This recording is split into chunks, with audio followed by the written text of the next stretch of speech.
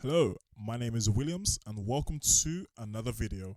In this particular video, it's going to be interesting. We're going to be looking at how to utilize the Telegram bot API in your C# application in order to interface, or should I say interact with Telegram, the actual application, and in particular to set up bots, manage them, and program how they work, how they respond to users that talk to them. So first things first, let me just kind of give you a little bit of a background.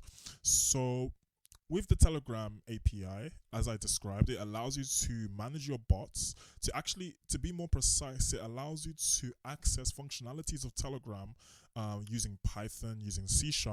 I'm using C# in this particular instance. There's two main ways you can create a bot and manage them. You can either do them on the Telegram side of things, which is the main way of actually creating the bot, should I say, better said.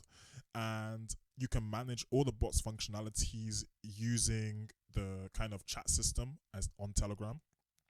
Everything you need to do, you can do that. If you want to take it a step further and you want to utilize the API, you as the developer, you have the ability to get a little bit more in depth into what your bot can do.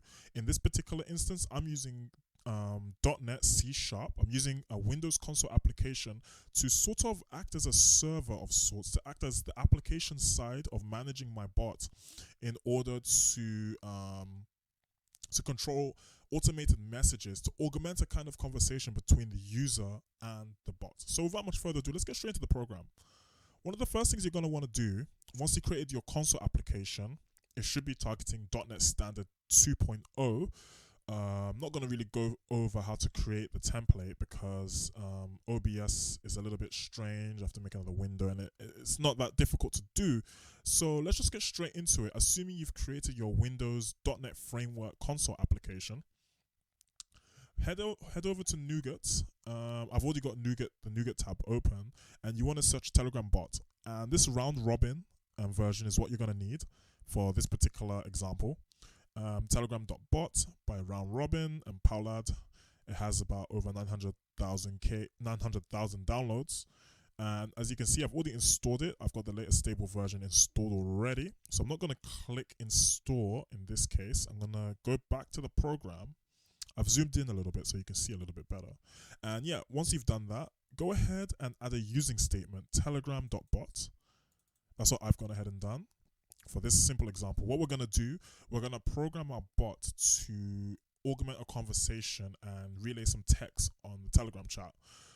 Thing is, yes, I encourage you to create your bot already via Telegram. I'll leave documentation to how that is possible in the description below. The Telegram documentation of the API is very detailed, it's really good, it's high quality, so I highly encourage you, if you're new to this, definitely go ahead and read it. Once you've done that, I'm just going to go over the main things of how to do this functionality. So I hope you can grasp the concepts behind what I'm doing, because there's many different ways to go about this. But if you can at least grab for yourself the concept, then it's going to be a lot more easy to implement your own functionality. So I went ahead in my main and I created a local function called constructor. But before that, what's important is this here. So within a local function called establish TG-bot connection, I have this line of code on line 53. And what it does, it calls system.net.http.http client. I've created an instance of that. Now, the next thing you want to do is create this Telegram bot client, which I've actually declared as a global up here. It defines the main Telegram bot, and you can assign different tokens for the bot, which indeed is what you pass as a parameter. The first parameter you pass is indeed the token, which is placed as a string. And once you've created your bot on the Telegram side, you can actually, you'll be given the token automatically. So keep it safe, keep it confidential, because if anyone can access that, they can basically program your bot to do what they want your bot to do. So make sure you keep it safe. I've got some placeholder text here, but this is where you're going to want to put your token, and then just pass the HTTP client class that we've instantiated up here. That's step one. Step two, you want to set the event, right? So every time the user sends a message to the bot, you want to send a message back to augment a conversation. In order to do that, I create a local function here called onMessageReceived, and in this function I have bot.start receiving. So once you call this function from the Telegram bot client class, which is named bot here, this instance of that class, you can call this function, and then I go ahead and create the event itself. So I do bot.onMessage, so onMessage basically received, plus equals creating a new event hooked to the bot_onMessage method. This is a method I've created. You can call it anything you want. I've called it bot_onMessage because the naming convention is convenient. And here, you don't have to do this, but I've just done a console.readline. Probably I was just experimenting with things. That's step 2. Step 3, you want to go ahead and actually flesh out your bot_onMessage method. Here, you want to make sure the parameters are correct. So I've set it as object sender, and then it accepts telegram.bot.args message event args, and I've set that as E. Once you've gone ahead and done that, this is where the main functionality takes place. So here, it's very simple. I'll go over a little bit of what's going on. In these lines, I've gone ahead and I've made an if condition. So I've gone ahead and called that E in the parameter, the message event args E.message.text. So if the message that's been written by the user is equal to whatever's on the right hand side of the operand, then I want to execute some kind of functionality. So I've gone ahead and said if the user, let's just say we're looking at a bot that relays text, like a library or something, like, a bit of text, a bit of information. So if the user goes ahead and searches, or should I say chats search library in various different ways, either lowercase or maybe uppercase for the first letter of each word, then I go ahead and set this integer static int as 1 called state.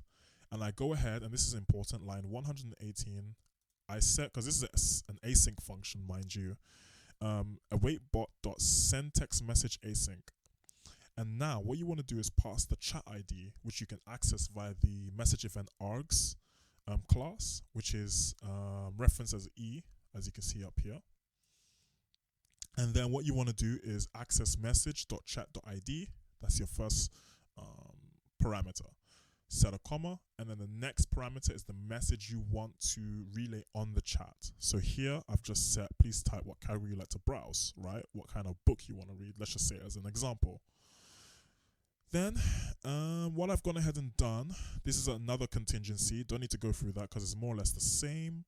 So if state, which I've set to 1 here, is equal to 1, then what I want to do is relay the text. And we've already achieved the functionality we want. It's all in this line here, await bot.send text message async. And once you check what you can access from this bot, this class, the Telegram bot client class, there's a whole load of functionality and properties you can access. So I encourage you to explore and see what you can do with this API. And I've gone ahead and set that kind of default lorem ipsum dolor text, which you find in like placeholder in books, journals, and articles everywhere. Doesn't really, I'm not sure, I don't speak Latin, so but it's there. So anyway, and that's basically it. You can go ahead and I place that in a switch case statement just to make things easier, but you can do that in an if statement if you want to as well. And that's basically the functionality right there. So I'm gonna go ahead and switch to the Telegram view so we can have a little look at what's actually going on. Okay, so what you should see is my open chat with the bot that I've created. Mind you, as I described in the beginning of the video, you can create your chat on the Telegram side. Information via the link in the description, how you can create your bot on the Telegram side of things. Anyway, let's get straight into the conversation. So, very simple stuff. Search library. I think I spelled library wrong, not sure. I felt like I spelled library wrong. Yes, I missed something out. So basically, what you have to do once your program is compiled, make sure that you actually run the program, right? Because what happens is the API accesses Telegram via HTTP, and so your functionality which you've programmed will only work if you run the program. Kind of like a server has to always be online for it to actually function. So I've just gone ahead in the background and turned on my application, and we're going to jump straight back into Telegram. if I can just go back, and I'm gonna write search library again. And what should come up any moment now is just a message. If I've just done that correctly, just gonna double check that. Okay, so what was wrong with my program? If you remember, I had that placeholder text for the bot token. Turns out I had to put the bot token there, right? So what I've done, I went ahead and placed the bot token there. So now my bot is being communicated via the API with my functionality I wrote in my console application, and automatically I have the text that I've programmed show up. And it's as simple as that. Let's try and get that lorem text up. So I'm just going to write fiction. And as you can see, lorem and all the rest. I don't speak Latin. So anyway, that's a very brief look at how to interact with the Telegram bot API. It's very interesting. It's been around since I think 2017. So there's quite a bit of help online, Stack Overflow and such, if you need more. I'm probably going to make some more tutorials on this subject because I think it's quite interesting, despite the fact it's not exactly video games or video games development. I think this is quite useful anyway. So if you like the video, feel free to share, comment, and like. I have a LinkedIn. Feel free to drop me a message if you have any kind of topic you want to talk about or have any questions you want to ask. I'm on LinkedIn as Williams Teddy-Jimoh. And thanks for watching the video. I bid you a great day.